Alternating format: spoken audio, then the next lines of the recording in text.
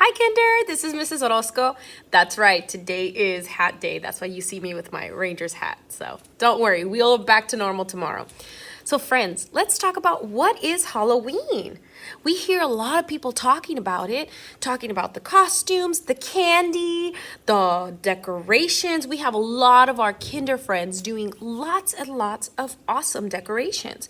Now, we also hear the words ghosts, pumpkin, scary. Yeah, we hear those associated with Halloween. But, what is Halloween anyways? Where did it come from? How did it happen that now we do trick-or-treating and costumes? Now, friends, as with everything in life, it has a history behind it. That means that it has a past. So let's find out, let's be detectives, and let's find out, how did we get Halloween? Come on.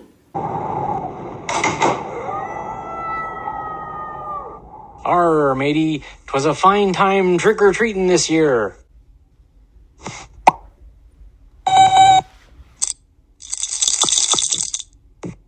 Eat.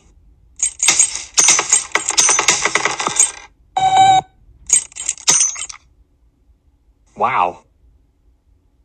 Dear Tim and Moby, why do we have Halloween? Sincerely, Michael. Hey, Michael. Halloween has kind of a long and interesting history. It begins more than 2,000 years ago in ancient Britain and Ireland. Back then, the land belonged to a group of people called the Celts. November 1st was an important holiday for the Celts. It marked the end of the harvest season and the beginning of winter. To celebrate, they had a giant festival that began on the night of October 31st. It was called Samhain. Yeah, I know, it's spelled differently than how it's pronounced. During Samhain, the Celts would light bonfires and sacrifice crops and livestock to their gods. They would dress up in animal skins and hides during the festivities. The Celts believed that the ghosts of the dead, along with fairies, goblins, and other supernatural beings, roamed the earth during Samhain. These beings could cause a lot of trouble. To keep them at bay, people would leave food for them outside their houses.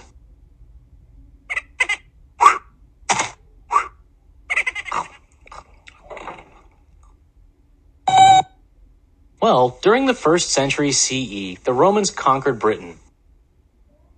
Over the next few centuries, 2 Roman holidays became combined with Samhain. First, there was Feralia, which honored the dead. And then there was the Feast of Pomona, which honored the goddess of fruit orchards and the harvest. Anyway, in the 4th and 5th century, Christianity reached the British Isles. The Celts and the other people that lived there all converted, but in many places, the old holidays were still celebrated. To get them to stop, the Pope replaced Samhain with Christian holidays. November 2nd became All Souls' Day, a day to remember the souls of the dead. November 1st became All Saints' Day, a day honoring Christian martyrs. And October 31st was All Hallows' Eve, which was shortened to Halloween. Well, Hallows is Old English for saints, and ean means evening, so Halloween literally means the evening before All Saints' Day. The traditions we associate with Halloween gradually evolved over the centuries. By medieval times, the tradition of leaving food out for the dead had evolved into a ritual called souling. Beggars would go from door to door at Halloween time. They would promise to pray for the souls of people's dead relatives. In return, they'd receive some food. That's probably how trick-or-treating began. In Ireland, people began dressing up as ghosts and goblins in order to blend in with the supernatural creatures that wandered the earth on Halloween. They also began carving scary faces onto turnips, gourds, and potatoes. They'd place them in windows or near doors to keep these beings away from their homes. That's how the tradition of carving jack-o'-lanterns got started. When people from Scotland and Ireland immigrated to America, they brought their traditions with them. They caught on, and pretty soon kids across the country were making mischief and trick-or-treating on Halloween night. Wow! My friend Moby and Tim, they are so smart. They were helping us understand where it came from and how it's changed to come together and create what we know it now. It was over 2,000 years ago, friends, that we first knew about this type of celebration.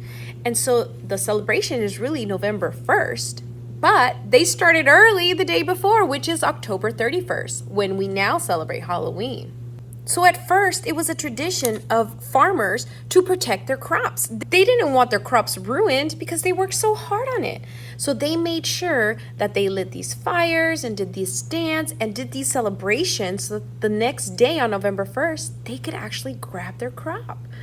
And friends, it's so interesting to see that over time, more and more time, there was a portion of Christianity, right? That we had celebrations that celebrated the dead, which means that we honored those people who have died because we loved them and cared for them so much that we made sure that we honored them. And also celebrate life.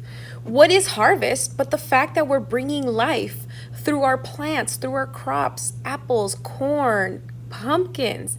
That's what we're celebrating, friends. We're celebrating that these plants came to life and created these beautiful fruits and vegetables. And so we celebrate that. And it's interesting to see how many years later, there was some traditions of people coming around the houses and asking for food.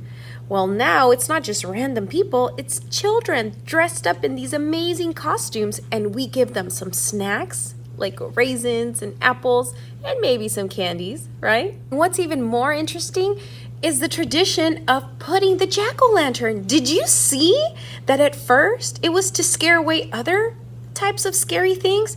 So friends, in reality, Halloween is not a place or a time to be scaring people. Halloween was a time to make sure that we kept those scary things away.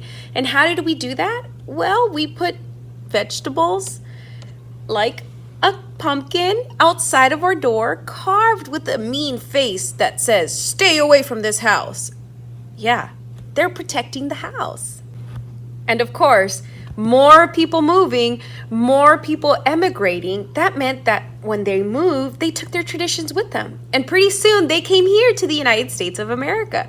Here is where we have the Halloween that we know now, with kids dressing up in these amazing costumes, trick-or-treating at these houses for some yummy snacks and candy and maybe some fruit, and decorating our house to make sure to keep all that bad stuff away, right? So today we're going to read Halloweener. Oscar is a very special dog, and we want to make sure to listen to the story because at the end we have a fun activity to do with him. We get to dress him up. Come on, let's listen to the story.